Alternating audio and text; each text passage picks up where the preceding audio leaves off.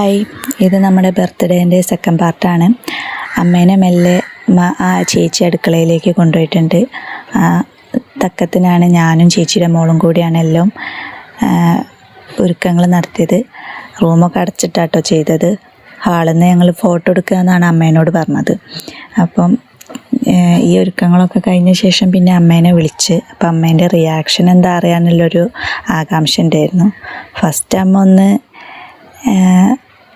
ഒന്ന് സ്റ്റക്കായെങ്കിൽ കൂടി പിന്നെ അമ്മ കേക്ക് മുറിച്ചപ്പോൾ ഭയങ്കര എമോഷണലായി. കാരണം അമ്മേൻ്റെ ബർത്ത്ഡേ ഇത്ര കാലമായിട്ട് ഇങ്ങനത്തെ ആഘോഷങ്ങളൊന്നും അമ്മേൻ്റെ ജീവിതത്തിൽ ഉണ്ടായിട്ടില്ല.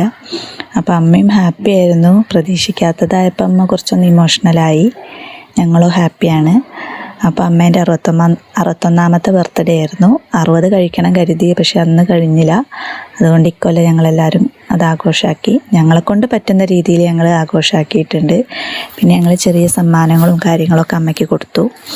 അപ്പം ഞാൻ കൊടുത്തത് ഫോട്ടോ ഫ്രെയിം ആയിരുന്നു. അപ്പം അതെല്ലാവർക്കും ഇഷ്ടമായി. ഞങ്ങളെല്ലാവരും ഫാമിലി ആയിട്ടുള്ളൊരു ഫോട്ടോ ഫ്രെയിം ആയിരുന്നു. പിന്നെ മന്തിയൊക്കെ കഴിച്ച് ഞങ്ങൾ പിരിഞ്ഞു. ചേച്ചി അന്ന് രാത്രി തന്നെ പോയിട്ടുണ്ടായിരുന്നു.